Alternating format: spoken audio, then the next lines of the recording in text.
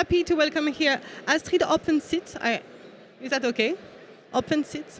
You can pronounce it, you have a microphone. Hopfensitz. Okay. Professor in EM Lyon Business School. Benoit Lemaignan, CEO and co-founder of Verkor. Hello. Et Lisen Schultz, Deputy Director of Stockholm Resilience Center. Perfect. Right. This is an institute by the University of Stockholm. Correct. Which is almost 20 years old now. Okay. We're going to talk about coopération, competition. We say en français, in French we say competition. Do we say that? Competition and cooperation. Co-petition, can we say that in English? Co-opetition, I don't know what that between is. Between the two words. Yeah. Competition and cooperation. Oh, okay. Oh, nice one. Yeah. I think it's a French innovation. Yeah, maybe. Okay. So just to be sure what we're talking about, which cooperation are we talking about right now? Between competitors? Between what? Who is cooperating in our story? In my story, people are collaborating, cooperating, but also with the ecosystems that we depend on. So we start cooperating with the oceans and the forests and the climate system so that we can continue living here on Earth together. That would be nice. Yeah. It would be a great plan. And for you, which cooperation? I'm lost. So I have two backgrounds. So on the one hand, I'm an economist. Mm-hmm. And so in economics, I think about cooperation in very abstract terms and how we can analyze it and how we can think about it. Mm-hmm. But I'm also a psychologist. and so I'm also thinking about what makes humans in whatever situation different from how we see economic agents usually. So what are the psychological factors that help us to cooperate? Okay. So that's my interest in cooperation. Cooperation between a lot of actors, actually. So for me, the level of cooperation is not really so relevant. I'm more interested in the underlying structure that makes situations difficult to get people to cooperate with each other.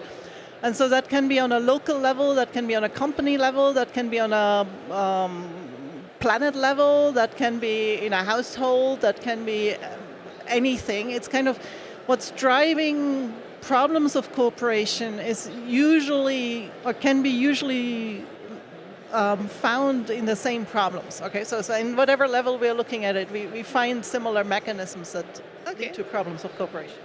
And for you, Benoit, when we talk about cooperation? I think we are the typical use case because at each scale, and I like what you say, the point is how to make people having enough interest to push in the same direction rather than following their own interest.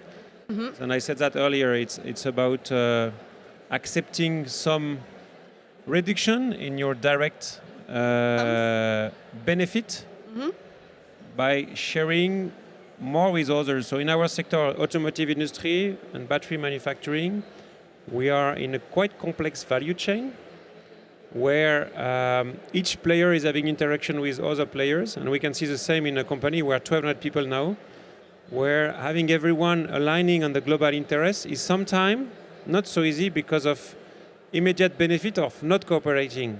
This is what we try to tackle, and this is true at global level, and it can be true in any human organization, I believe. So we got a perfect transition. But first of all, just to give the context, we are talking a lot about psychology right now. And so for you, Astrid, you wanted to show us a slide? Yes, I think this is a perfect transition actually to what's just said. So I don't know how the slide Laura is getting to it. Perfect. So I wanted to show this because this is, and some of you might have seen this if you ever took an economics class, but I think this is a very good illustration that comes from game theory, that's part of mathematics or economics, to think about situations that we call social dilemmas. So that's called a prisoner's dilemma. And it's to represent a situation where you play or interact with someone else. So you're on one side, I'm sorry, there's someone else on the other side, and you're basically playing some kind of game with them that can be like, how do I act in the company, or how does my company act? And you can either cooperate or not cooperate, and the other person can do the same thing. And the numbers in here are just meant to represent a bit like how much do you gain from that. So if you cooperate and the other person cooperates, that's in the top left, then you get 2, okay? If you cheat and the other person cheats, both of you get 0, okay? So that's basically just, yeah, thank you. Just an illustration of a situation. And so this is what this specific illustration is what we call a prisoner's dilemma, and it has the word dilemma in it. And so it means it's really, really hard if you have a situation like that to get to cooperation. And I wanted to show it here because I think it's really nice to see that once, because it helps structure a way to think about problems of cooperation. Because if you go, Laura? hello, sorry, can you Another one. can you advance? She the changed slide? it. Astrid? Okay, so if you, for example, imagine that the other the one, yeah, The previous one. that was perfect. If you imagine that the other person cooperates, now you have basically the choice between these 2 green numbers. So you can either choose to cooperate also or to cheat. And so in both cases you win something, but in cheating you win a little bit more for yourself. If the other one cheats, you can either cooperate or cheat. And now you see it's -1 or 0. So again, if you cheat, you get a little bit more for yourself. So you get 0, while in the other case you get -1. And so this is exactly what's driving this kind of dilemma. It's a situation where whatever the other one does, I get a little bit more if I cheat. And that's the same for both people in this case. So, that's where it comes from, that we talk about this as a dilemma. It's really, really hard to get out of these situations, because whatever the other person does, I'm a bit off by cheating myself, even though it's actually a situation where we would be in total happier if we would get to this cooperate situation. Okay, so the cooperate, both of us would get 2. That would be perfect. Okay, so this is really just an illustration to see this dilemma, and I think we can use that maybe to think a little bit about what makes it so hard in real examples. Does one of you have an example of a good cooperation, giving a win-win situation, or bad cooperation? I have an example. At the Stockholm Resilience Center, we did 10 years ago, we did an analysis of which are the biggest corporate actors that shape the oceans that we all depend on. Seafood industry we explored, and we identified that 10 large companies hold a very large share of both the fish that we catch from the ocean and also aquaculture. And of course, all of these companies depend on a healthy ocean. Without a healthy ocean, they won't have fish in the future.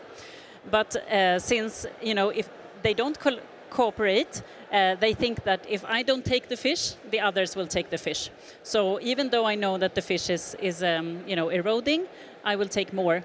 So we brought them together to work together, inspired by Linn Ostrom's finding that people can actually collaborate and develop shared rules for how you take care of the resources. So we have worked with these large companies now in over 10 years to identify how they can actually start creating a shift in the seafood industry so that we have a healthy ocean, which allows these companies to continue operating. I have to say it's super difficult, and it's not as easy as we were hoping as naive sustainability scientists, but we did get them at the table, and the key was that they realized some of these companies are Japanese companies that have been existing for several hundred years, and they want to exist several hundred years more. They realized that there's no other way for us to do that than to collaborate. So that keeps them coming to the table, although there's lots of other forces that still bring them into over-exploiting. Yeah, so it's one example. The CBOS initiative, it's called. Yeah. Do you have one too, Benoit? I think we have a big one in climate science. Globally, it's the question we often got, even maybe in this audience, is that we are a small country, France. Sweden is also a small country. If we engage into energy transition and others don't, they might benefit from our effort to have a better climate, but they will also have the cheapest energy that they keep burning coal and gas. And And I think this is an unresolved challenge of all the global multilateral approach to climate policies. I still believe it's useful to move forward because there is a co-benefit. And even if, for example, the US are moving out of the Paris Agreement, still pursuing those goals at European level is important because we are going to increase our resilience to foreign imports of fossil energy. So we should try to position that here. So I don't exactly know, but for sure everyone collaborating is much better. But in case someone is willing to cheat or not play the game, then there is still some benefits, and it's well illustrated here. How come? How come we cannot get to something, to cooperation? So as the result is so good, so and obviously, get me. Maybe I can get back to this example because I think the problem through this example. So as long as people think about their own payoffs or their own returns only, and ignore what's the returns for others, and they just care about what they get themselves. If you have this kind of situation, you can never get people out of there. Okay, so that's why I say it's a really, really, really hard problem. That's why it has in our terms the word dilemma in it. It's impossible to get out there. But it's possible to change the situation. So for example, it's possible to make people think not only about themselves, but also about the other. So if you integrate the costs or the benefits for the other. So if we do not only care about ourselves, but also care about what the other get. So if we don't only think about France, but also about other countries, because maybe there's also some benefit in that in the long run and so on. So then you can start to get out of there, because then you're, how we call that, then you're changing the game. So you can get out of it, but you have to keep thinking, as long as you keep the situation where the individual person or agent or state or company has a benefit to not cooperate, it's almost impossible to get out there. Do you think so? It is impossible? I think that you're right, but I think that the game has changed because I think more and more people and companies and countries realize that actually my benefit depends on your benefit, and we have some shared resources that we all need, and collective action is the only way forward to protect our climate, to take care of our oceans, our forests and so on. Not everyone thinks like that, as we know, but I think there is a critical mass of people who do that. And when you can combine that with some benefit, like energy independence and the competitiveness and things like that are also specific benefits to individuals and companies and states, we can still make collaboration work. But to me, it's the alternative is that we just erode those life support systems that we all depend on. And so eventually we see in our research that crisis can be, a reason to come together, because all of a sudden you have a mutual interest in solving this crisis, so that can bring people together. But also perception of a crisis coming can bring people together. You don't have to be in the crisis. In fact, actually, when you're in the crisis, it can be even harder to collaborate with someone that you don't know. You sort of tend to turn to your friends and your peers and so on. So you sort of need to build trust beforehand, before the crisis comes, and then sometimes the crisis can sort of unleash that trust and collaboration. But to set that trust between all these actors, you have to bring them together for some reason. Yeah, you need some kind of mutual interest, some reason to you need something that you can only achieve together, that you can't achieve on your own. But who had the authority to do that in your mind? It depends on the context. University? Scientists can do that. Okay. Scientists can do that sometimes. I think companies can do that too. I mean, in the value chain or even in the industry. I've seen also people come together in one industry to start changing the rules of the game so that you actually get a more sustainable alternative in there. Or across the value chain to protect your resilience, for example. So the initiative can come from many different places. Okay.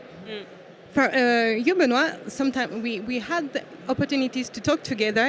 I had the feeling that you would like something to emerge from new entrepreneurs or industry entrepreneurs. Am I wrong? Well, maybe to complement first on what you were referring to, I think it's interesting because somehow those questions are the same that we all have in any human interaction. And we have been, as a species, very efficient to modelize a lot of things that we have failed a bit so far. So how to create the conditions for people to collaborate for their common mid-long-term interest and be able to accept a short-term burden, whatever it is. But first, sitting and discuss is always a bit, more of a constraint than simply going forward. So just stepping back and taking the time to coordinate between players. So what we have done, us at Verkor, is we've really integrated in our decision process what we call a stakeholder engagement map. It means we are always looking on each type of decision, internally and externally, how this is going to impact the interest of others. It's in reality, it's not very difficult to do, but if you make it systematic, it acts as an eye-opener. And then you say, okay, I want to achieve this target with that player, internal or external. What is our interest? How would that person join us in what we try to achieve and for whatever reason? So it all starts by mapping that, being as objective as possible in our own interest, because what we want to do is reasonably clear, but others can have a completely different understanding and can even miss one piece of it, because you say the fishers were missing the fact that the species were being destroyed. Well, maybe it was not their initial impression. So you need to bring some data to them. And for example, in business, when you sign a contract with someone, it's some material put on a sheet of paper which has a value in itself. But what you make with it is very cultural dependent, for example. In Asia, in some countries, well, you sign a paper, it was nice, we open a bottle of champagne and then forget it and start again the conversation. In the US, you got a sheet of paper, you bring the lawyers and then you talk. So, and this is very cultural. So you need to integrate that in the way you approach things and engage with others. Because nothing is magic. I mean, even if you sell an aircraft or a nuclear power plant, it boils down to what are the interests of each party. And if your subcontractor interest is just that the contract or the project will last 10 more years because he is just interested in losing time, and you don't understand that, it can be a disaster. So it's really about cooperation by the understanding of detailed interest of everyone. And for me, it's an interesting space of studies that we should study more, to be able to have tools. I mean, this one is an example, but there are others, and how to make sure that despite big differences and big misalignment, we can create enough together, and I'm not speaking of resources, but enough together to be able at least to save one thing. And maybe to elaborate also on what it means, and we are in an important chair in France in terms of politics.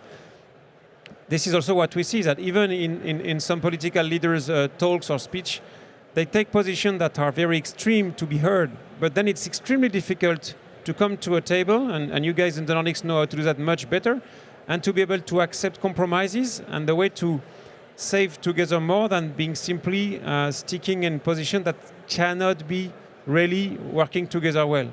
So we have a lot to learn on that, and I think we should also have more thinkers and people looking into what makes human societies capable of finding common interest and not just staying on their own direct interest.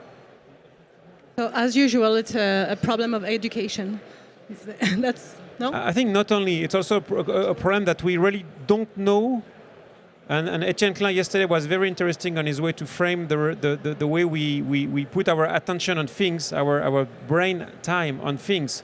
And it's also about that we simply don't know how we as individual animals and collective behaviors work. This is something that is still really unknown, and it's not only education, it's understanding that we are driven by what we believe is rationality, is probably 5% of it, and then consciousness, unconsciousness, but also different type of constraint that we don't always verbalize well, are leading to some behaviors that have global impacts that we don't really integrate and verbalize. That's psychology. That's psychology, and this is evolutionary psychology. So basically, if you look at, if you try to understand people, humans, you cannot really get away from the fact that we've been around for quite a bit. That we've been around under very different conditions than this here, okay? So we usually don't listen to other people over headphones. We listen to them face to face. And there are lots of things that are artificial and weird today. And how we react with other people is still very much driven by how we used to interact. And so indeed, a lot of this is psychology. And I think when I said before it's impossible to get out of these things, and I said it from a purely theoretical point of view. But I think in reality, humans are actually surprisingly good in getting out of that if you just let them be humans. And so I think as humans, we are very good in building trust with each other. We're very good in cooperating. Actually, the human species, according to many anthropologists, evolved because we are so good in cooperating. We trust people we've never met, right? Put a bunch of chimpanzees in an airplane, they don't sit there and wait for their drinks. They just hit each other, right? So we humans are really good in cooperating, and we get that because we trust others. We are very trusting. We don't steal without obvious reasons and so on. And so I think that's why my psychological side gets in.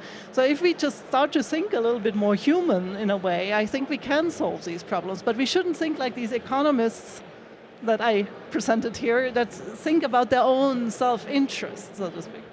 Where does it get wrong in the way we are being raised? So we, as baby, as you said, a human being is very nice, very positive, and trustworthy. So, where the problem? Where do the problem happen? Well, I actually stick out my head a bit here and say that part of our problem is that we are trained to be economic beings, that we forget about the human aspects, and we're trained in school and in society and in our corporations and so on, corporations, not corporations, to act in our own self-interest. And we watch others do that, so we think that's the way to behave. But what's, I think, beautiful is that it's not so difficult to unlock and tap back into that human-to-human connection and that capacity that we have for trust building and for collaboration and more human aspects. So I think so far lots of our modern society have used collaboration to exploit nature for our own good, and now we need to and maybe even exploit other people as well for the in-groups good. But now we need to sort of expand our capacity for collaboration towards people who are beyond our closest in-group, and then also even to life itself, because that's where we get our resilience from, ultimately. So it's a very idealistic, I hear that, view of the future and what we could do, but I genuinely think that that's our next step. You say that's not that difficult to unlock. Sorry. So do you have a piece of advice to give? Oh. Well, I think it just struck me when we sat in that first roundtable meeting with these big CEOs who are, strong. They've earned a lot of money. They're very sort of good rational thinkers, and they're like, okay, and then they listen to the science around the ocean and how this is threatening their businesses and so on, and we ask them genuinely, what do you see as your responsibility here and your opportunity to act? And all of a sudden, they started connecting with what they saw and with one another, and realizing that, I can't just point finger that if I don't take the fish someone else with, because that other person is in the room. So all of a sudden, this social setting becomes, one of a shared task to work on. Then, of course, they go back into their structures of, profit and growth and so on. So it's hard for them to maintain that vision of ocean stewardship. But I still see, that there's something around that human-to-human connection that can start slowly but surely shift the mindset. Okay. Yeah. And for you, do you see something that can make the dilemma change? So as I said, I think if you can, I mean, now this is much, for example, in organizational psychology. So within an organization, we also have problems of cooperation. How can we cooperate in that level, for example? And there we know that what makes people start to cooperate is trust. And so it's really a problem of company culture, of shared culture, shared understanding, what we should achieve together. It's just something that it's something it's a really small, careful plan that you have to take care of, right? You can very quickly kill trust. But if you build it, I mean, it can be really powerful because it unlocks lots of potential. People become more confident. They share their ideas. They're more willing to expose their weaknesses, to cooperate with each other, and so on and so on. So this kind of trust is what we call psychological safety. These are things basically that basically that we start to think about others not always as competitors, but as part of the problem, right, of the thing. I mean, we're all in it, as you said, for CEOs, but we're all in it together, and they see me as I see them, maybe. So if I'm not nice to them, they might do the same to me. And once you start to realize that, you can have this shift that people say like, oh no, we have to solve it together. You have to make people understand that we have to solve it together. None of us can get out of this by themselves and be happy. And that shift you have to create, and it's possible to create it, I think. So trust. To trust. And Benoit, do you see one lever to actionate? Look at school. We spend 20 years, maybe some 25 years in school, and what we learn is maybe competition, but we don't have a collaboration course. We don't have a trust course. We don't have how to interact with someone to address an issue together. And then you come in companies and we get trained adults on how to collaborate. So we should start by that. And it's always shocking that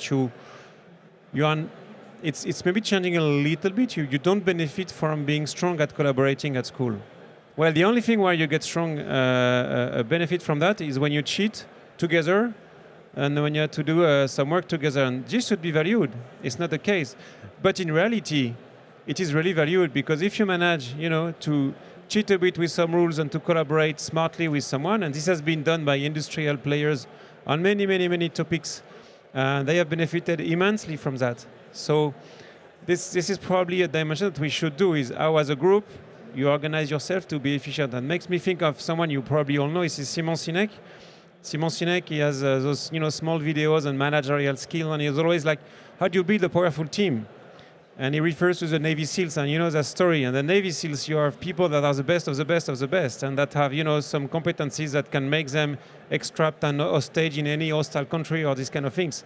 And then he was asking the big boss to how does he build those teams, because you can split people between their performance, but also the way they are trustable.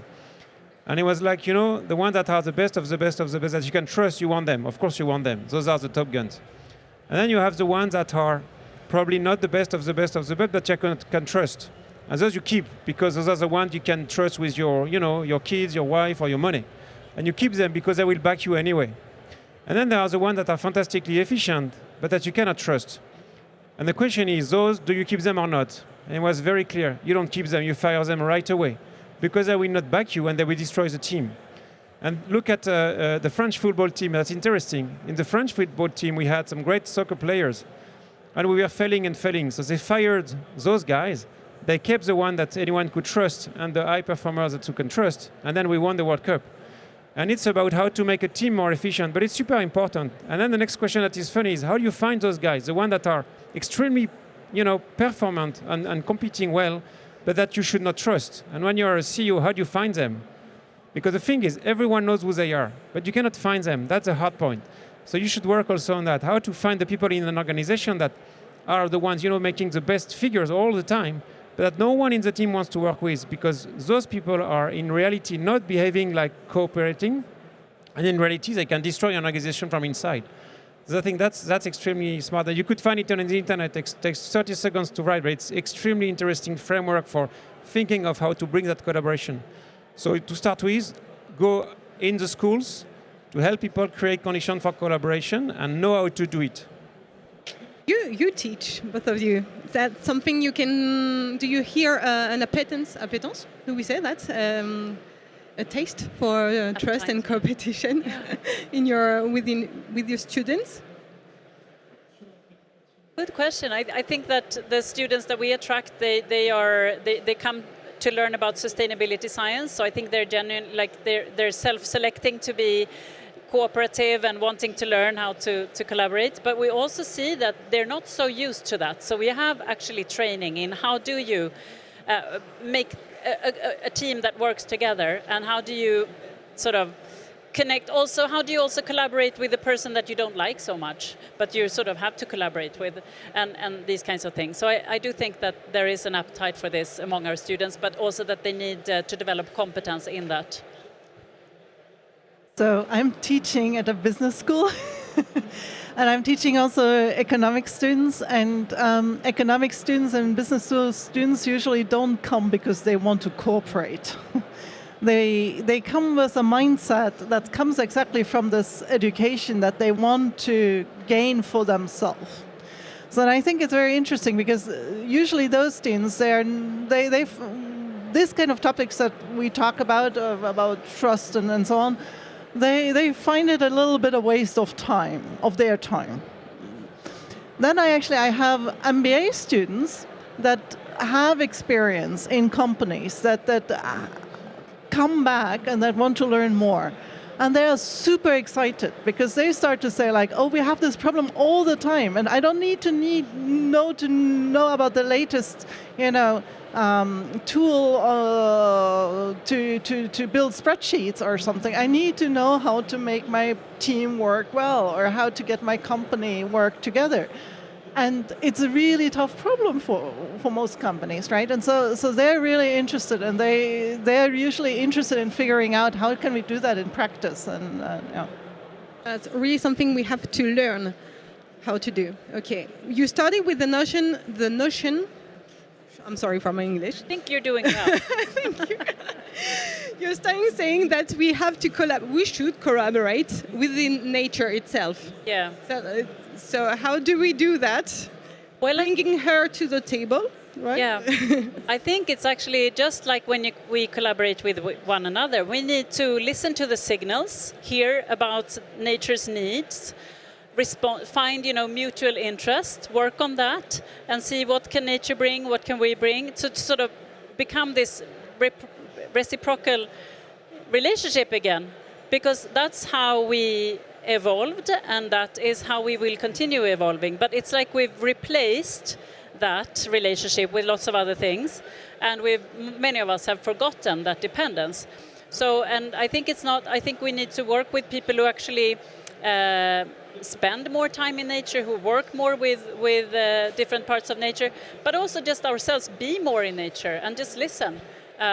So I think that is one of the key things, and then from that comes also, of course, better institutions for how we regulate our use of resources, and the Paris Agreement and all of these things that we do as people to make sure that our pressures are not too strong.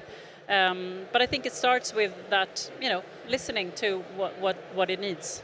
There's a lot of science helping out with that as well. That's for sure, but you have to be willing to hear the signals, as you said. Yeah. Do you want to add something? Maybe one thing at European level, because Europe has been able to collaborate, starting from a situation where people were just fighting together for centuries. Yeah, so right. We made it, and I think it's very important for the European values, because this has been lived. It's a very big difference with the US if you compare. US has been fighting abroad for 2 centuries, but in their own country they had very different situation to start with. So we know how to do that. We've been doing that, and now we've forgotten a bit since probably 60, 70 years. And the reason is that we've considered that it was more important to have benefits for us as consumers at the cost of collaboration or at the cost of working more together. So typically in industry, in business, the European rules we have today are preventing any collaboration. And for example, if I come to two different of my potential customers saying, can we sit together like we are today to see whether we could share a product? They start by asking lawyers and legal services to come and say, okay, you should not speak about this, about that, and that you can, and then we will record everything so that in case we have an inquiry from the European Commission, we are good to go. No trust.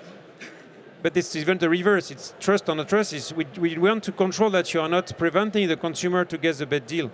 I think now it's time to reverse that and to consider that collaboration and look at an interesting example. We had Siemens and Alstom doing good trains.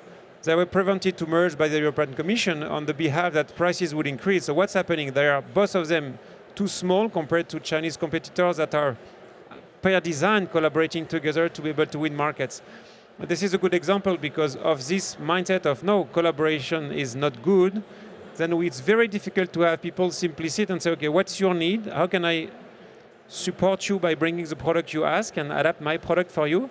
Because we have so many layers of regulation and that preventing collaboration per design that is very difficult to counter that. And I think this is something that needs to be addressed, and I'm not the only one to say that at European level, because it's not helping our old companies to and this is opposite to initial values of Europe. Do you have questions in the audience in a very good English? No? Not yet? Okay, so then I can say thank you to all of you. Thank you for participating. Thank you for listening. Thank you. See you soon. Merci. Thanks for collaborating. Thank you.